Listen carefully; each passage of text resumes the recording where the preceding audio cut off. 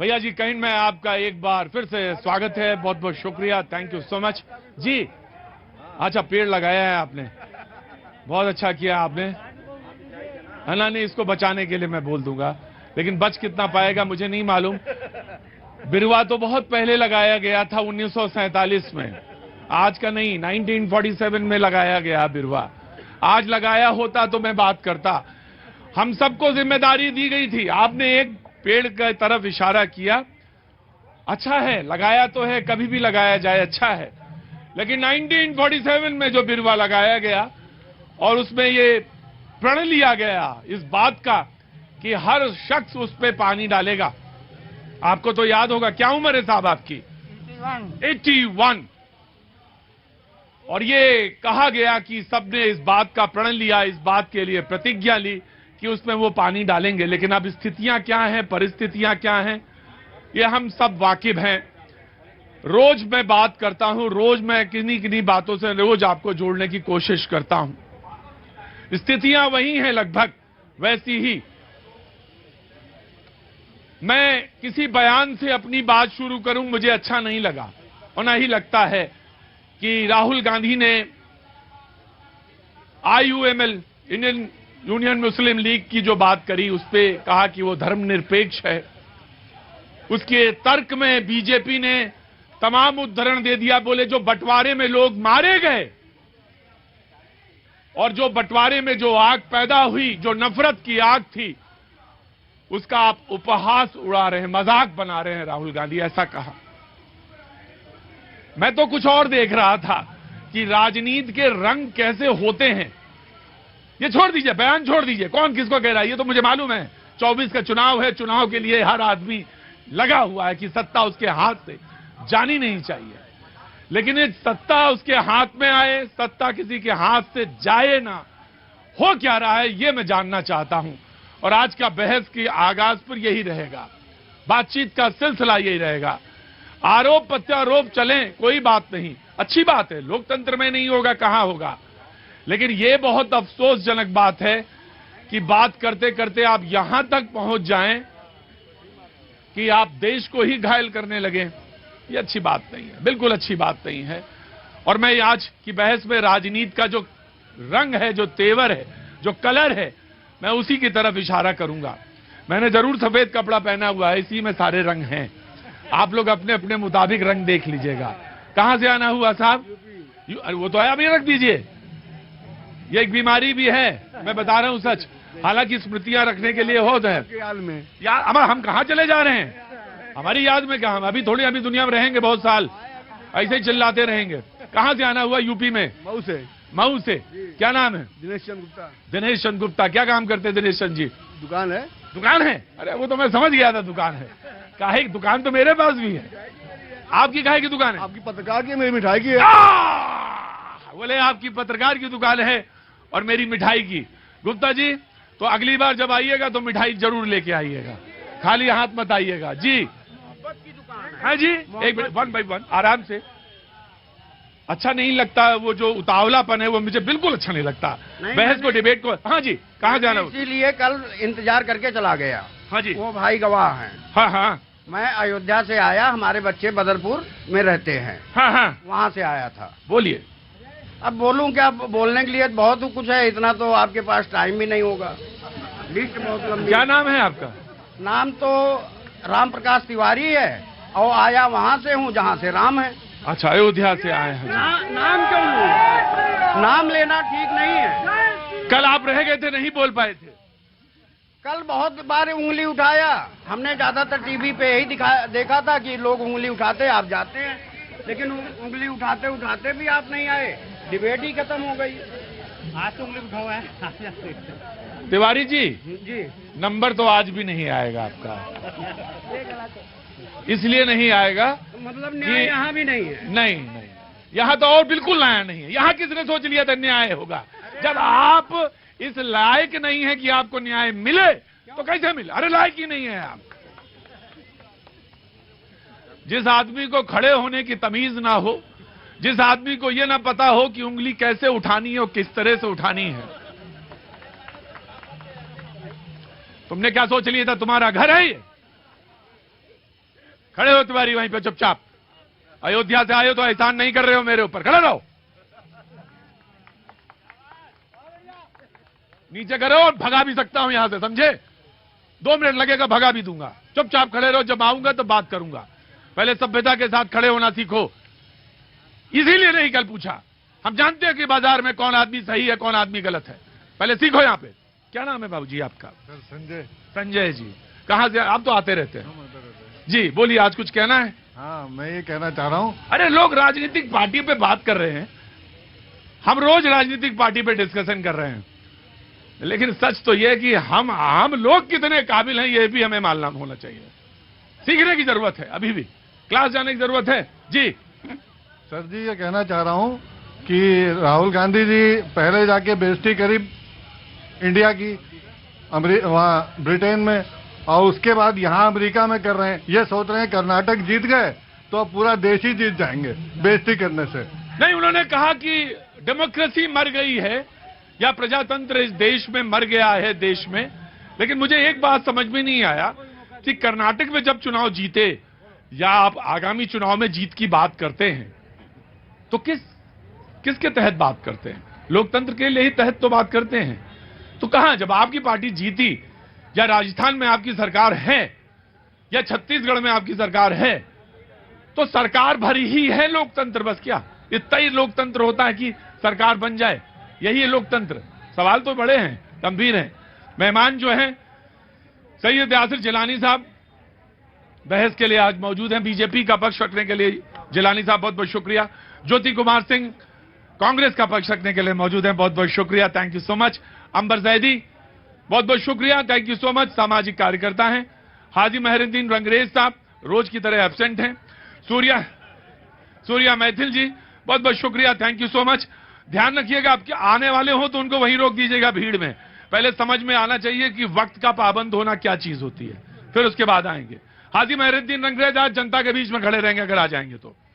सूर्या मैथिल जी बहुत बहुत शुक्रिया, thank you so much. Rahul Lal ji पत्रकार हैं, बहुत बहुत शुक्रिया, thank you so much. Azim Nazim Khan sahab बहुत बहुत शुक्रिया, थैंक यू सो मच। और पीस पार्टी को रिप्रेजेंट कर रहे हैं यहां पे, बहुत बहुत शुक्रिया, थैंक यू सो मच। और दयाशंकर जी बहुत बहुत शुक्रिया, थैंक यू सो मच। पहले मैं कांग्रेस से ही जानना चाहता हूं कि मुस्लिम लीग को धर्मनिरपेक्ष पार्टी माना या कह रहे हैं आप, तो ठीक है, आपकी अपनी बात है, कहिए। लेकिन बीजेपी ने आपसे भी एक सवाल पूछा है कि जो बंटवारे के लिए जिम्मेदार, उनका उपहास मत उड़ाइए जी। ठीक है, बीजेपी का जो सवाल किया मैं उसका भी जवाब दे देता हूं, लेकिन जहां से आपने बात शुरू की है मैं वहां से बात शुरू करूंगा। आपने कहा कि क्या केवल कर्नाटक में इलेक्शन जीत जाने से ही डेमोक्रेसी हो गई, पावर मिल जाने से ही डेमोक्रेसी हुई? नहीं, वही तो हम कह रहे हैं, वही तो हम कह रहे हैं कि डेमोक्रेसी केवल वही नहीं है। डेमोक्रेसी संविधान से चलता है, ये देश भी संविधान से चलता है। और इस देश में जब सर्वोपरि राष्ट्रपति है, जब हमारा 87(1) आर्टिकल का नहीं हो पाता है, आर्टिकल 144 का अगर पालन नहीं हो पाता है, और 79 में जब यह कहा जाता है कि संघ को एक राज्यसभा एक लोकसभा होगा और उसमें राष्ट्रपति भी होगी, और 87(1) में कहा जाता है कि राष्ट्रपति जब भी साल का पहला दिन होगा हमारा पार्लियामेंट में, और उस पार्लियामेंट का अभिभाषण हमारा राष्ट्रपति करेगी, और 144 में कहा जाता है कि जो राज्यसभा लोकसभा में जो पारित होगा उसका सहमति भी राष्ट्रपति। इन्हीं के पार्टी के नेताजी ने बोला था, आचार्य प्रमोद कृष्णम जी ने, उन्होंने कहा था कि राजदंड स्थापित हो गया, देवता पुष्प बरसाने लगे और गधे चिल्लाने लगे। बैठो बैठो बैठो, लोकतंत्र है। बैठो, मैं आया।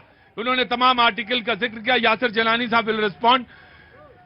तो ये मुस्लिम लीग लेकर क्यों बहस शुरू हो गई, ये मैं जानना चाहता हूं। देखिए, मुझे हैरानी है और जनता भी हैरान हो रही होगी। आपने सवाल क्या किया कांग्रेस से, और कांग्रेस इतनी हताश और निराश है, जवाब क्या दे रही है। मुस्लिम लीग पे इन्होंने कोई बात नहीं करी। मुस्लिम लीग की आजादी के बाद जरूरत क्या थी भारत में, मेरा सवाल इनसे है। जी जी जी जी जी इसी सवाल पे रहूंगा। मुस्लिम लीग की जरूरत क्या थी? उस वक्त भारत के जो निर्माता बने हुए थे, भारत को बनाने वाले थे, उस वक्त पहले प्रधानमंत्री थे, क्या उन्हें दिखाई नहीं दे रहा था? जो ट्रेनें आई थी, जो ट्रेनें गई थी, लाशों का अंबार था, खून था, टुकड़ों में लाशें बटी थी। उसके बाद मुस्लिम लीग पाकिस्तान चला गया था और आप फिर उसी मुस्लिम लीग के चेलों को, जिन्ना के दो चेले बी पोकर बहादुर और एम इस्माइल, जिसने इंडियन मुस्लिम लीग आजादी के 8 महीने के बाद बताई और भारत के उस वक्त के निर्माता खामोशी से देख रहे थे। जनाब अली। अरे भक्त भाई लोग, भक्त भाई लोग, भक्त भाई लोग, भक्त भाई लोग, सुन लो। अरे भक्त भाई लोग सुन लो। चमचा तुम अपने बाप के हो गए। नहीं, लो खड़े रहो, देखिए इनको रोकिए।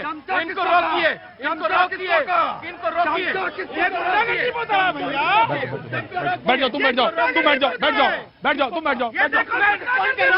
मैं राहुल गांधी को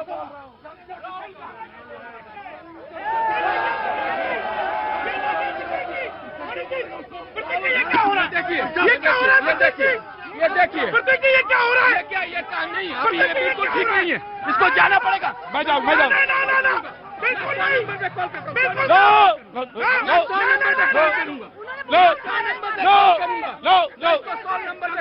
राहुल गांधी को पीछे बैठो।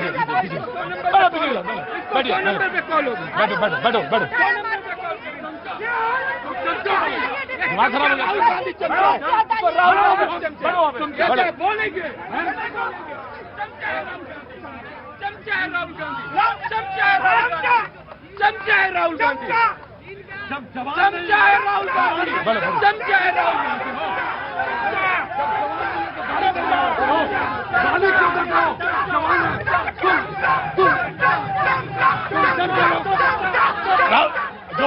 ज्योति खुला। देखिए आप मैं हूं ना, या बैठ जाओ चुपचाप। दया आवाज आइए, आप बेकार बकवास मत करिए। डिबेट से बाहर जाइए, समझ में नहीं आ रही आपको बात? डिबेट से बाहर निकालिए। आप बैठिए। आपने भक्त क्यों बोला? भक्त तो चमचा बोल दिया उन्होंने।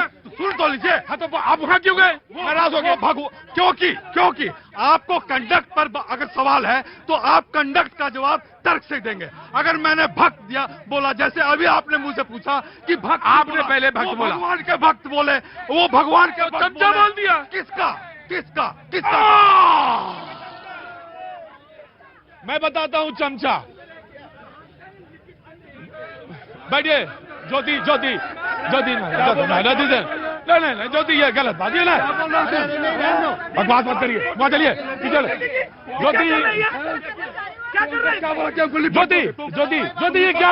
ज्योति ये क्या गड़बड़ है? तुम RSS क्या हो रहा है? समझ रहे हो कि तुम लिपट दो। क्या बोल रहा है Jyoti? Just this is very bad. ये देखिए, दिखाओ तुम। मैं मुसलमान हूँ इसलिए यार है। ये कांग्रेस की पहचान है। मैं मुसलमान हूँ इसलिए ये कांग्रेस का है। राहुल गांधी देखे, मैं मुसलमान हूँ इसलिए देखे ये जो मारने आ रहे, मैं मुसलमान हूँ। आप बिठा दीजिए। क्या बोला?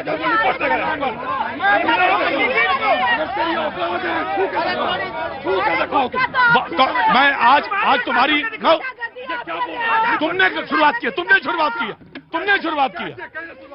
शुरुआत आपने शुरू की है। आपने शुरुआत की। आप गए पहले। सबसे कमी नहीं है, अंधभक्तों की कमी नहीं है। ये सारे अंधभक्त हैं। इनको सिर्फ मोदी के अलावा कुछ नहीं नजर आता। ठीक है। वन बाय वन रुकिए। आप भी वही काम कर रहे हैं जी। वन बाय वन सवाल पूछना चाहिए लोकतंत्र में। संगोल से नहीं चलेगा सब कुछ। ठीक है, लोकतंत्र में सवाल पूछो। बिल्कुल। तो चमचे नहीं बनना, सवाल पूछना है। आराम से कूल डाउन। आराम से। अब दूसरा सवाल मैं भाई वन बाय वन एक आदमी बोलेगा ना। एक आदमी बोलेगा ना जी। No this is not the way, this is not the way, this is not the way जी। मैंने आपसे बोला वक्त मैं आज थोड़ा सा ब्रेक लूंगा, मैं बिल्कुल एक थोड़ा सा ब्रेक लूंगा जी।